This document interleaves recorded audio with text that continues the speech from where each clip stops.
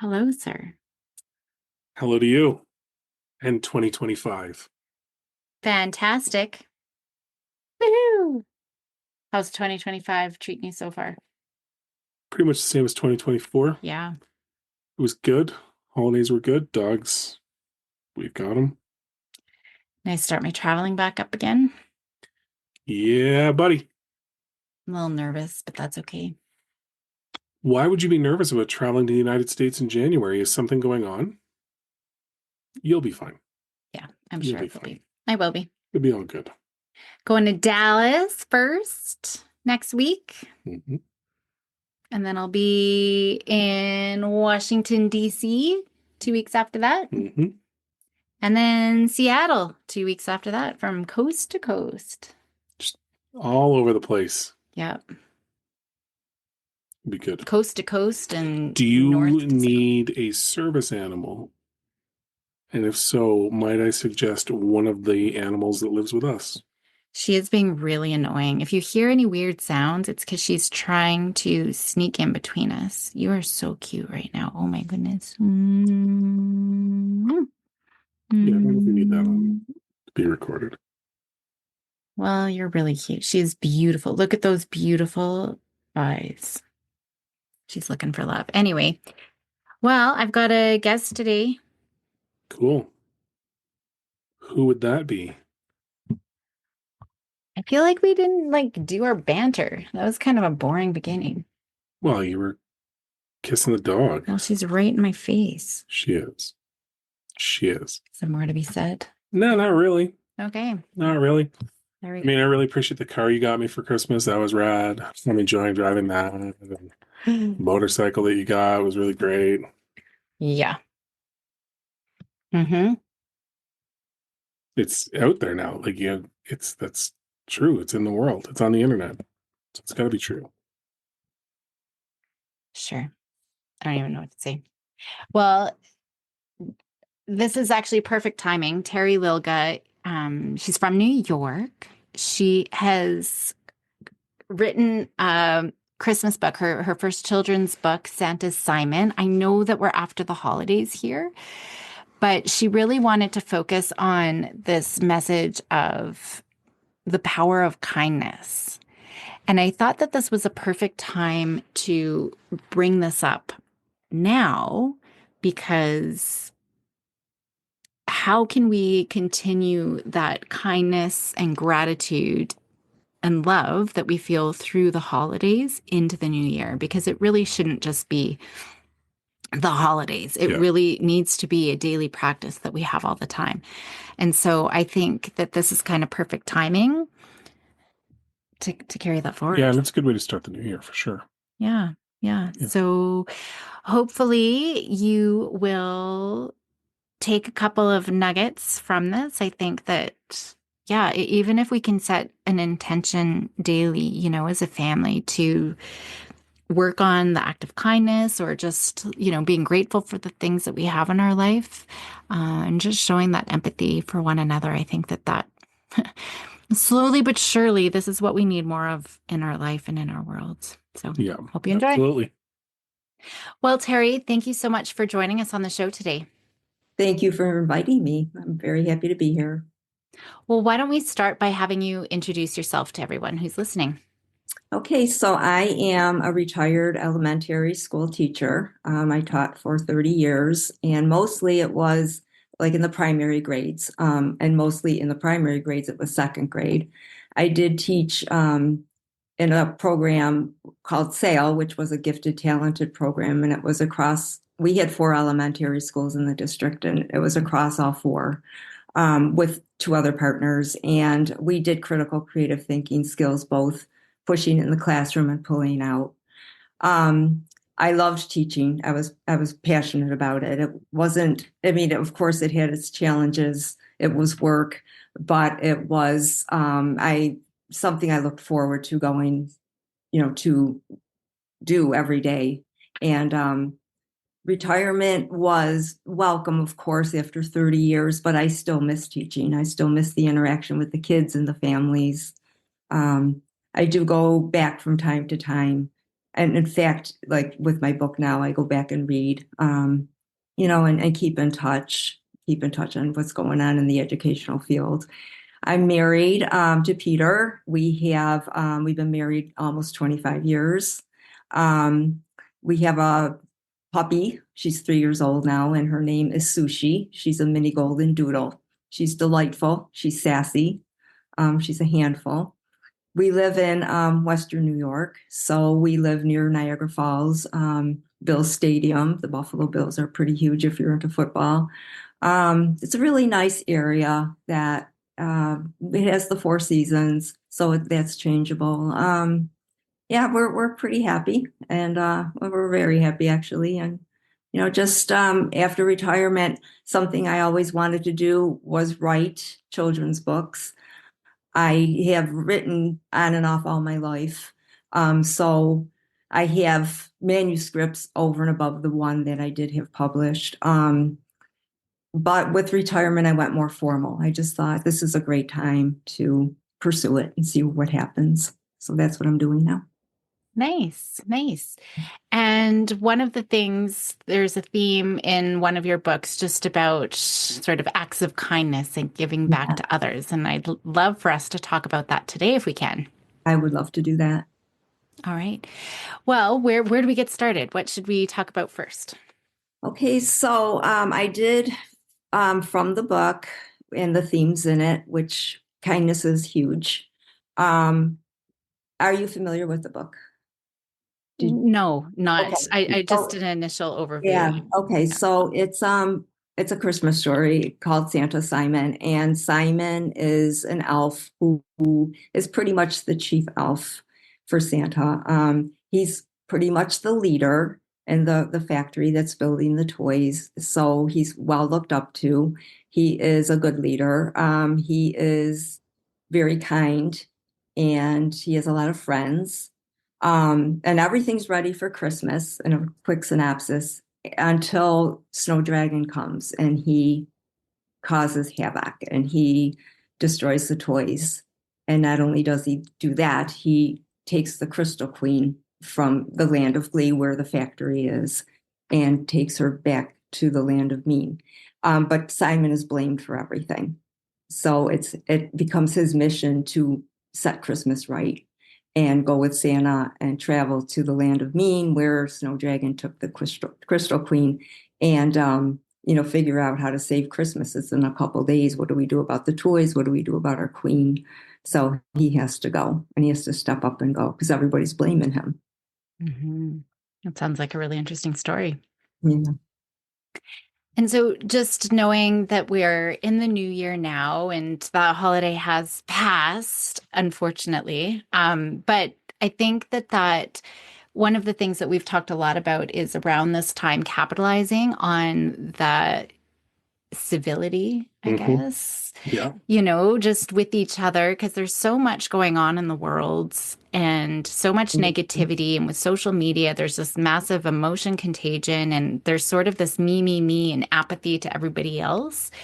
And so I think that this is a perfect time to bring, like, if we can continue that love and gratitude and kindness that we had in the holiday season and how we can carry that forward into the new year. I think that would be great for us to do. So just wondering, knowing that it's parents listening to this, do you have any pieces, whether it's from your book or just, nuggets of insight for parents to help sort of keep that going through the year?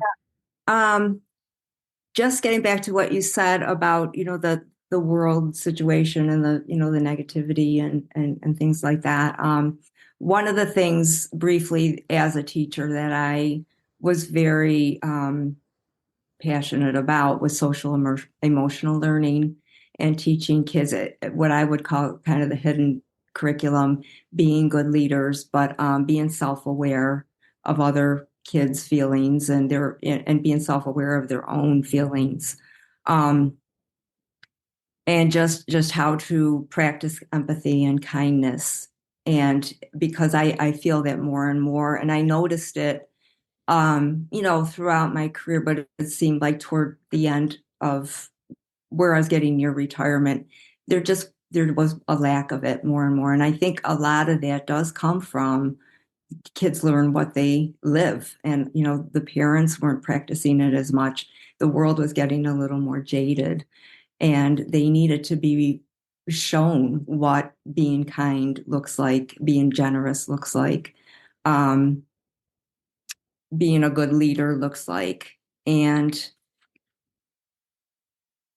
I think that parents and society in general kind of felt like it was up to the school psychologist or the school nurse to teach that, but it isn't. It's up to the parents and it's up to the teachers to try and reach the kids in that way as well. Yeah, absolutely. Well, we know parents or caregivers are the number one sort of protective factor and major influencer on kids' behaviors, and teachers are number two Right. because kids spend so much time with their teachers through the day as well. Yeah.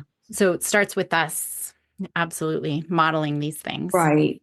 Yeah. I'm encouraging them to, have teamwork and, including other kids.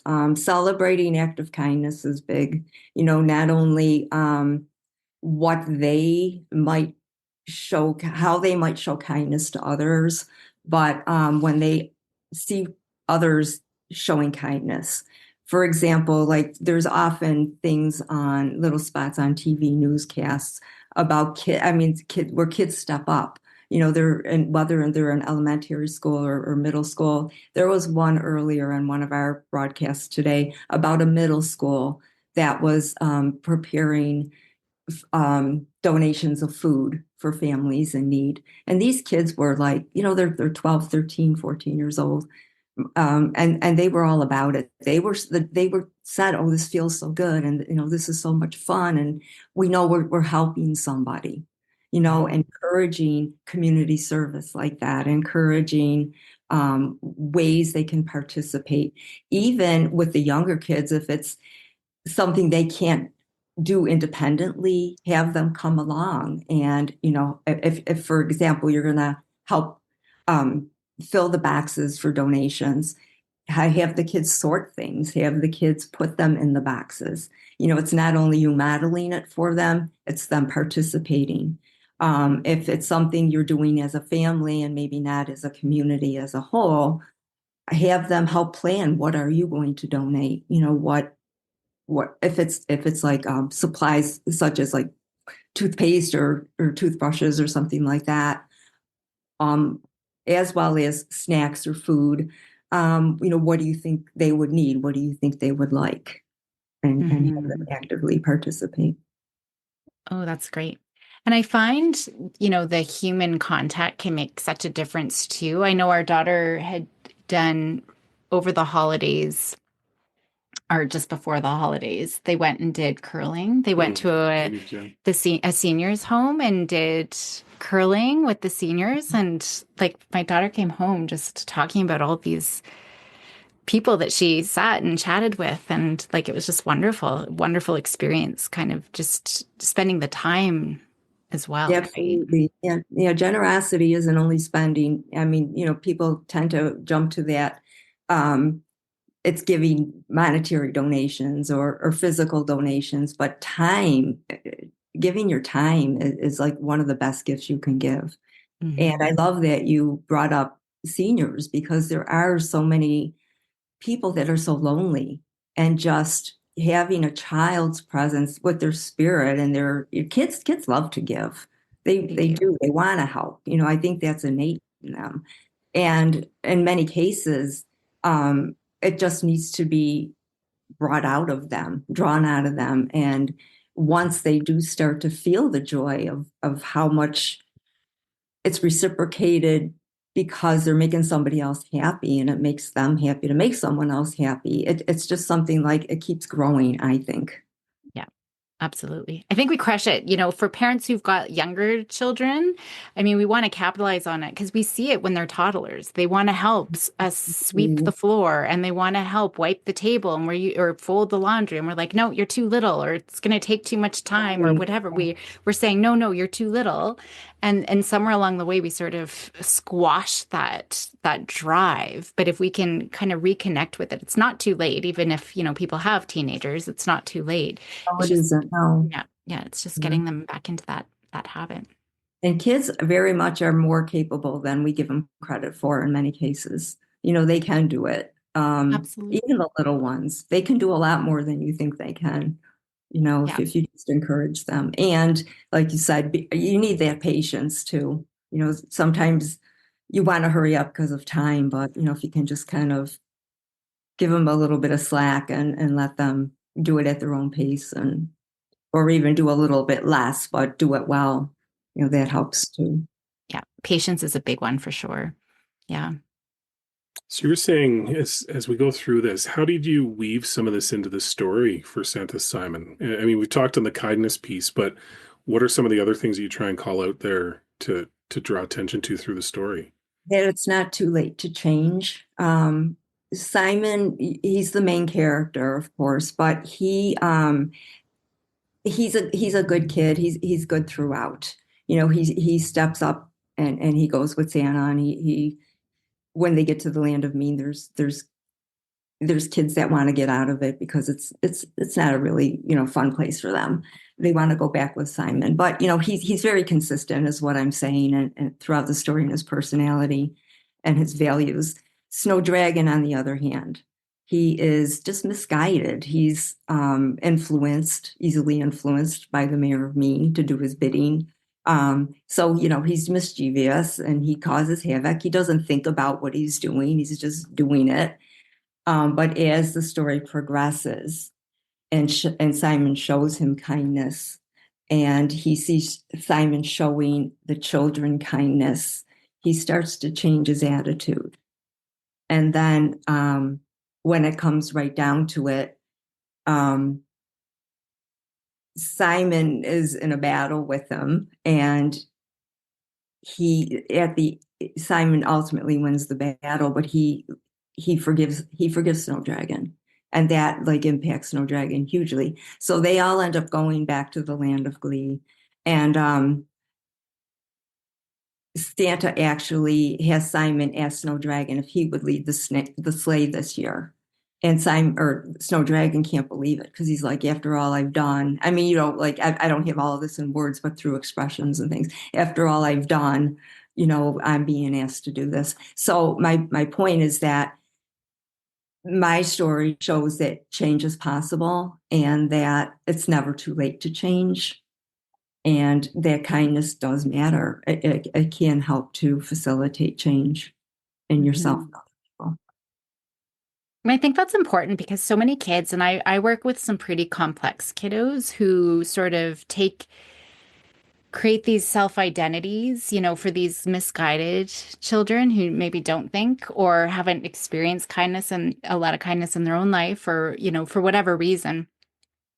They start to create these identities that I'm the bad kid, that nobody wants me around, and I think that this is so important for all kids to receive, but also to give, like that kindness and Yeah. empathy and things like that. Actually, on the empathy piece, what would you do? So acts of kindness and generosity is one thing, but how would you support children in developing or practicing empathy? I think a lot has to do with discussion. When I encourage them again, like just to kids are so involved many times with different little groups, whether it's community groups or school groups or interest groups like sports or dance or whatever. Just if you get into regular discussions like how did you notice anybody being kind today? Did you notice anybody being unkind today? And especially if it's in a case where maybe the discussion does revolve around somebody being unkind. Well, what would you may have done in that situation, or how could people have acted differently in that situation, to be kinder or help that person out or that child out rather than having them feel isolated because of something that happened. Building relational skills, problem solving skills, Absolutely. Yeah. I, conversation, talking things out rather than just reacting. Yeah, I think that that's huge. Well, in the moment of reaction, I mean, when emotions are running high, there is no learning happening. So having those discussions, and I think looking out for things. I talk when I'm in schools or talking with educators. I often talk about toodle slips. It's not my term; it's somebody else. So instead of tattling on others, we're going to toodle on others. And so it's identifying, and you could use, and it could be with siblings in the home too, but using maybe it's an act of kindness or empathy. And so I'm going to call you out when I see you being empathetic, you I engaging in love that. Yeah. these pro-social behaviors, right? So I saw Johnny holding the door for Susie today, right? And so Right. there's these slips of paper that they can do, and then we can kind of celebrate those. And again, in the family, we can tutel each other because we focus always on the things that are disruptive or the things that are annoying us or Absolutely. frustrating us. And so giving more explicit attention to some of those acts, I think that can be really valuable as well. I mean, we've done that even on hikes, Hmm. just like, point for you for identifying the beauty or just that gratitude. And so Yes. sometimes kids will go, I mean, when we first implemented that, my girls, they were little at the time. They'd be like, Mommy, look at this beautiful blade of grass. Isn't it beautiful? And, it doesn't matter if they're being cheesy or over the top about it Right. because they're shifting their focus and now they are looking out for the beauty and the gratitude and, all of those things. So I like But doing things like that it's a sometimes. habit too. I mean, it's like you're almost training your mind to see the positive, Right. when you have gratitude every day. We have a gratitude journal. Talk about what you're grateful for around the kitchen table, or, as you said, going on hikes, what's beautiful out here Yeah. Our, in our nature. gratitude jar, we'd put pebbles into Yeah. a jar every Beautiful. night. And so they would want, I'd like two a night, but they would want to do like six, 10. They wanted to, watch the gratitude jar grow. So there's lots of little things like that that we can do too, just in our everyday. Because I do think it's an everyday, practice that we do need to build and to look out for, especially because our brain has this negativity bias where, where it's Right. always looking out for all the negative stuff that happens. So, mhm. See the positive rather than the negative. We Yeah, used to have like a central bulletin board in the school that I taught in, and they would have Post-its. It was a big tree. Our school, the one elementary school, was a big tree elementary, and they had a big tree in the on a bulletin board in the hall, and kids would put Post-its on it, gratitude Post-its, and things that they noticed other kids doing that were good. nice. Yeah, That's so that great. was nice. That's awesome. Wonderful. Well, anything left unsaid that we haven't talked about that you think is really important before we sign off? I just think that, as we said, doing it consistently and daily and starting young if you can. I mean, it's never too late, whenever. Um, but if you do it with your children, and then, the goal is that they grow up and they are empathetic, and they grow up into being very confident and giving and empathetic leaders, and people, fulfilled people, that they pass it on to their children, and it becomes multi-generational. And then, I mean, just that it would grow and make better communities and a better world. I know that sounds very lofty, but you start small, right? And you keep on going. Yeah. It's planting seeds, right? And Yes, there's an absolutely. analogy. I can't remember the exact there's so many different analogies, but the easiest one to think about is an ice cube. You could Mhm. put it on a heat, but nothing happens, right? If you slowly warm it up, it's nothing happens, nothing happens, nothing happens, but then all of a sudden it melts. And it's the same thing like if we plant seeds, nothing happens. Or bamboo, that's it. The bamboo is probably the better one. You plant the I don't know if it's seeds, but whatever, the bamboo seeds, and it grows like 6 months or something, or a year, or a long time underground. You don't see anything. But when it does, all of a sudden, within a few months, it grows 6 feet tall, right? So it's all Yes. of that sort of percolating underneath that we see, all this action happening that we can't see, but then all of a sudden it just Yeah, the results. blooms, right? Yeah, So Right. anyway, I probably butchered that, but I'm pretty sure. Yeah. No, I got it. well, thank you so much for joining us on the show today. Thank you. I appreciate being here.